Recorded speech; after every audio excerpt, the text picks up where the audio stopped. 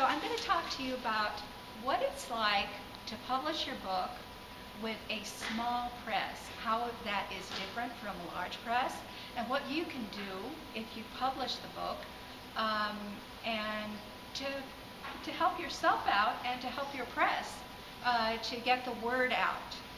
So, you know, one of the things you're not going to get when you publish with a small press like Inverted A is you're not going to get an advance.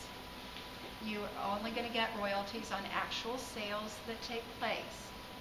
But it's not a vanity press. You know what a vanity press is, where you actually have to pay someone to publish you.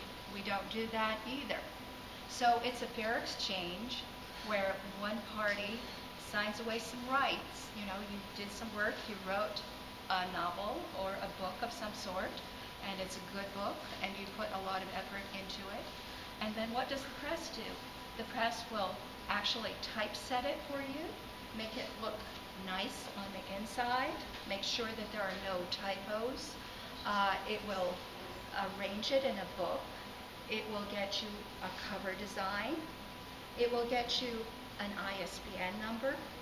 It will get your book up on the web, and anybody on Amazon can buy it.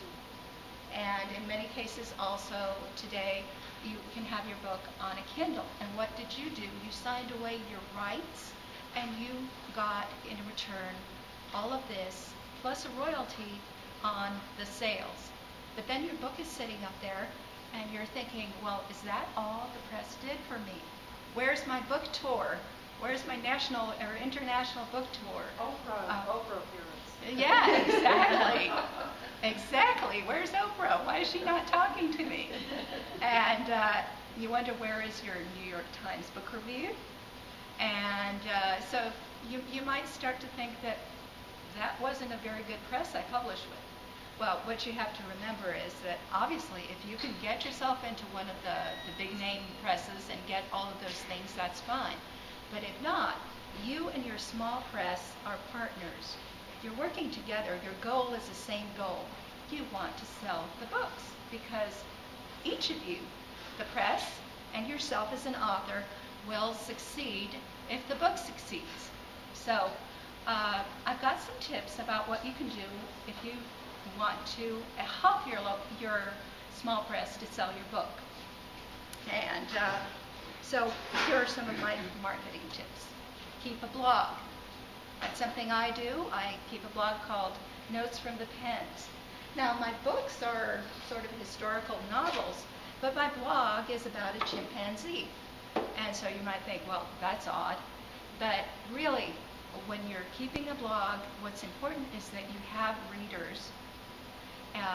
Your blog can be on the subject matter that you write about, or it can be autobiographical. You know, a lot of stay-at-home moms will write about their experiences. A lot of homeschoolers will write about their homeschooling experiences. Whatever it is that you do, that's what you're going to be blogging about, okay? Because you're selling yourself, you're not just selling your book. So if your book is about what you do, great, but if not, you can still blog. Okay, what can you do besides blogging? You can make local appearances. So, for instance, I'm making a local appearance. You know, if there doesn't happen to be a wonderful museum in your county, you can go to your local library. You can talk to various civic organizations. Most people are part of something, you know, like the Booster Club. And make sure that you have an opportunity to talk before a local audience. But you don't want to limit yourself to local audience or to the readers of your blog. So what else can you do? Well, you can actually make yourself a virtual book tour. And you can give talks all around the country and around the globe just by booking yourself into a Skype talk. So if you're familiar with Skype, you can go on Skype, and it's like a video conversation one-on-one.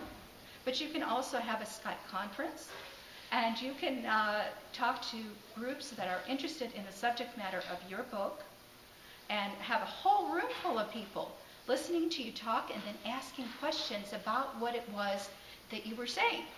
And it's just like a real book tour, except you never left your house or wherever you live. Okay, so these are all wonderful and exciting things that you can do to help market your book. Now, you also want to get your book reviewed. But, you have to be realistic. So if you just take your book and say, oh, this is such a wonderful book, everybody would want to read about it, so then you send it to the New York Times, and nothing happens. And you wait and you wait and you wait. Well, that's not the way to do it, okay? You want to get your book reviewed by people who actually are going to review it, okay? And not only that, they need to be people who are in the habit of reviewing books. So where do you find them? Well, you can Google the subject matter of your book and find out who are the bloggers who are blogging about this kind of thing and who might also do book reviews on the subject matter. You can also go on Amazon and look at other similar books and see who the customers are on Amazon who reviewed your books. Reviewed books of a similar kind. And in fact, there's a whole system on Amazon to rank the reviewers. You want a highly ranked reviewer. You don't just, on Amazon, anybody could write a review of a book that they read. But you don't want to ask your grandmother to do it. Number one, your grandmother is biased. But number two, she probably doesn't write reviews. Not everybody does. You can't even ask somebody who wants to help to do that unless they already are in the habit of doing it. So you go on Amazon, you find out who are the top reviewers for your subject matter, and you try to find somebody who's a good fit for you, who likes the same kind of books that you like, or the same kind of books that you write, and approach them. There's contact information, and you can get reviews that way. And because it's kind of like a democracy, once you do have some reviews up there of your book, you want to share those reviews with other people and ask them, was this a review useful for you? And if it is, they need to vote it up, because that helps your reviewer get ranked higher. And when you're helping your reviewer that you like, you're helping yourself. So these are all good things that you can do in order to help sell your book. But you also need to understand that the situation with selling books has changed, and that you have to pick a title that will work for you. So if you write nonfiction, that's very easy. You want to write, you wrote a book about how to potty train your child. Okay, so a good title for that anybody can find on Google would be How to Potty Train, or anything along those lines. And you can even go into the Google tool for keyword research and find the best keywords and stuff them into your title. A self-explanatory title will do. Okay, so if you're writing about finite math, the title could be Finite Math. If you're writing about decluttering your house, How to Declutter. Okay, when you write fiction, there's more of a problem. Okay, so I really like this book that I wrote. It's called Vacuum County. Nobody can tell what this book is about based on that. Okay, it used to be fine to have a book that once you read the entire book, you'll understand why it's called Vacuum County. It's not a problem. There are lots of books like that. But nowadays, I've Googled, and what you come up with are listings of companies that sell vacuum cleaners or will vacuum clean your house in a particular county. Okay, so not a good title for today. Now, I wrote this a long time ago. I had no idea this would be a problem. So I had another book, but I sold it. It was called Our Lady of Kaifeng, and in it, I was a little bit better, because Kaifeng is a place in China. If you choose proper names, that will tell people that what it's about a little bit better. Our Lady is something that appears in a lot of Catholic churches, Catholic organizations, so it tells you that there's something to do with Catholicism or religion in that book. So it was it was an improvement. But this book is much better titled for the internet. Why? Well, you need to use Proper names. Theodosia is an actual person who existed. Some people know about her. They will be looking for her. That will help. Pirates is a very, very general term. If somebody is looking for a book about pirates, this will be among the books that show up. But even better than all that is this collocation, this phrase, this arrangement of words, Theodosia and the pirates. Because Theodosia Burr Alston disappeared on December 31st, 1812, and was never heard from again. And there are theories about what happened to her. One of the theories is called Theodosia and the Pirates. And so there will be actual people who have this in their mind already and are going to be looking for something about that. And there they have it. So this is good for keyword research. Now, another thing you want to do on your cover, this has, by the way, a beautiful cover based on a beautiful painting by Lanie Frick. Beautiful artist. Do you want to turn the camera around? I can. You'll make you dizzy. Okay. There's one of my models right there. Thank you, Susie. Okay. There's our Theodosia. Okay. Anyway, your illustration should probably also tell the people what your book is about. Now, again, this is not so good. Okay, we have a picture of a bovine on the cover, and it's called Vacuum County. If you read the book, it will make sense, absolute sense. But if you haven't read the book, you can still understand what this book is about. So that's how you want to market your book, and that's a good way for me to start telling you about my book, because I kind of want to talk about it since it just recently came out.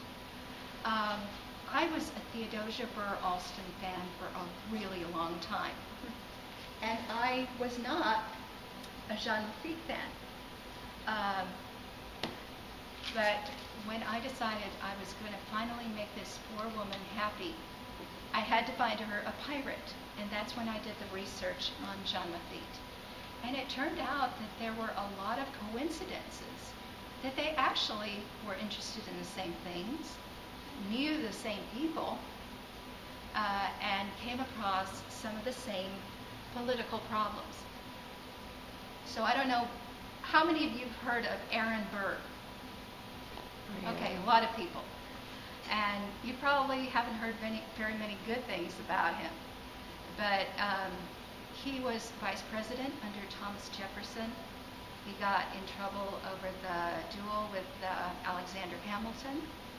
And then he got in trouble even more after he stopped being vice president, because he went on an expedition to fight Spain in order to liberate Mexico. But he was accused instead by a Spanish spy of plotting treason against the United States. And although he was acquitted, he was ruined because the government had already taken all his boats, had taken all his provisions, never gave him back anything that he had. And so he went into exile because he didn't want to go into debtor's prison, which still existed at the time. He was broke. Okay.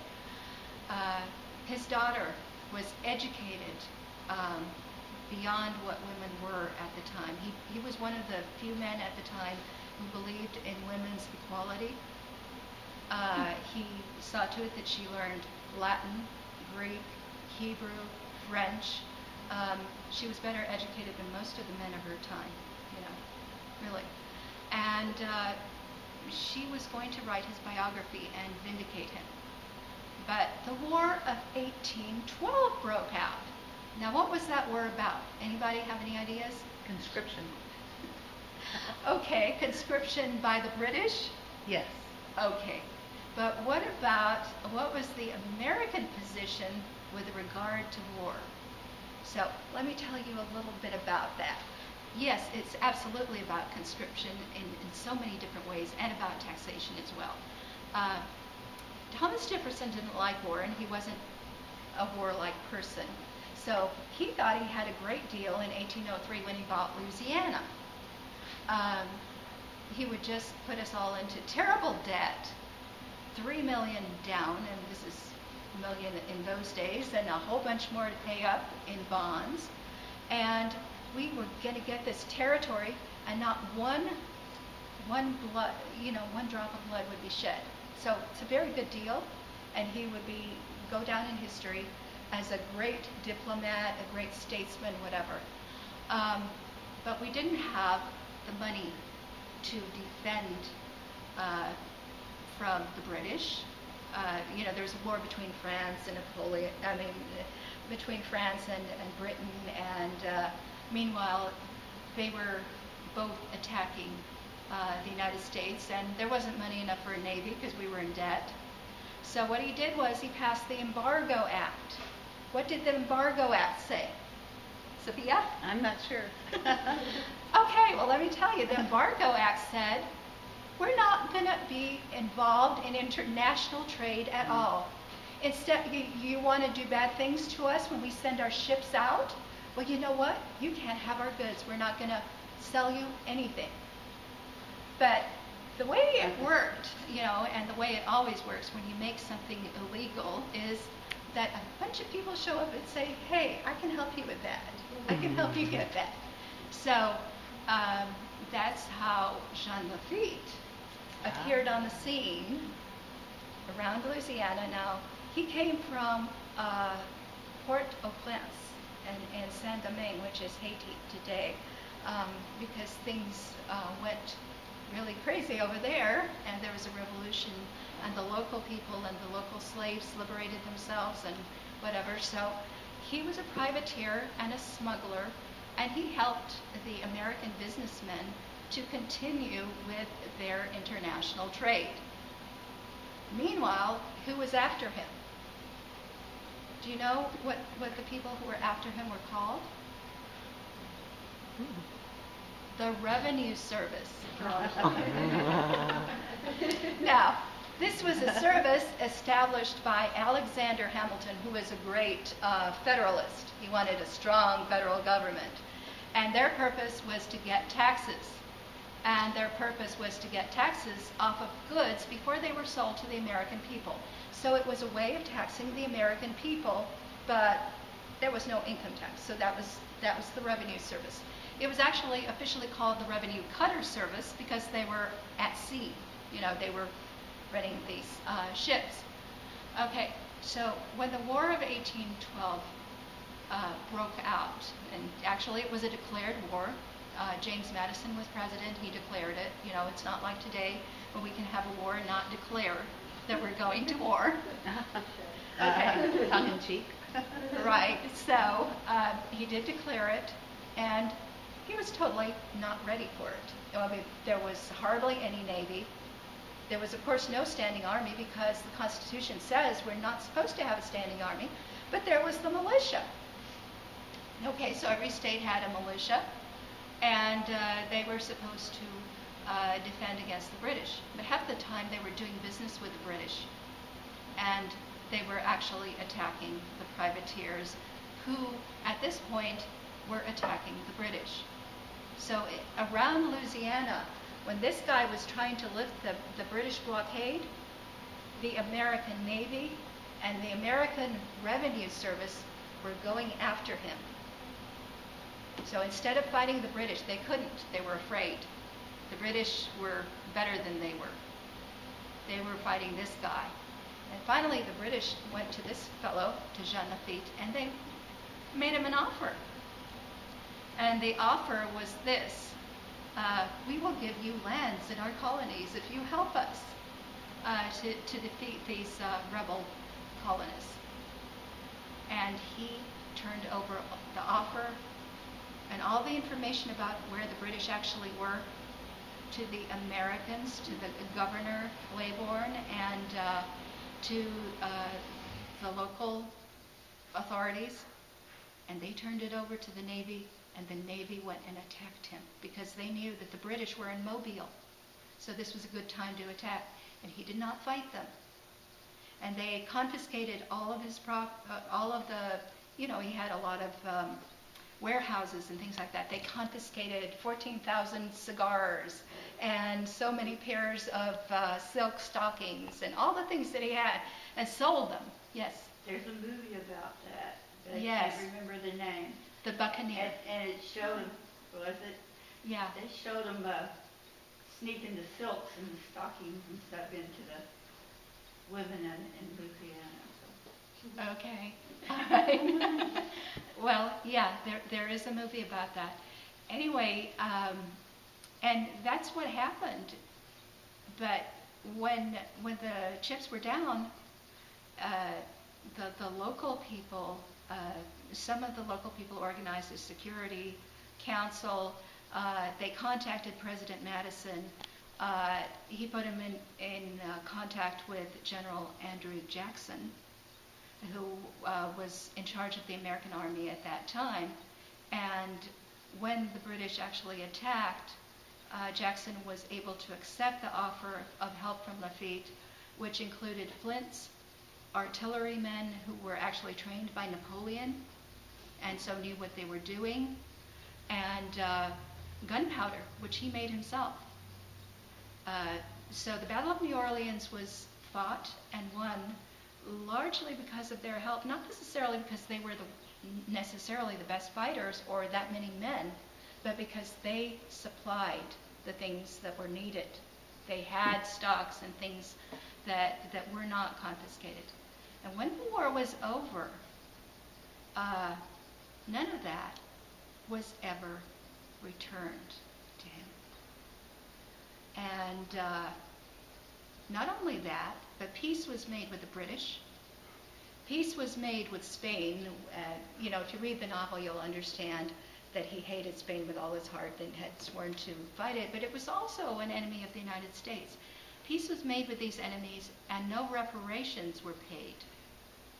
Okay, so the interesting thing that happens is as you get to know Theodosia in this story, and as you get to know Jean Lafitte, you see that they're both fighting the same battles, and that maybe the one person who could talk to James Madison and help out would be Theodosia's father. But she's a little bit scared to tell him that she's run off with a pirate. Nice. I'll leave it at that.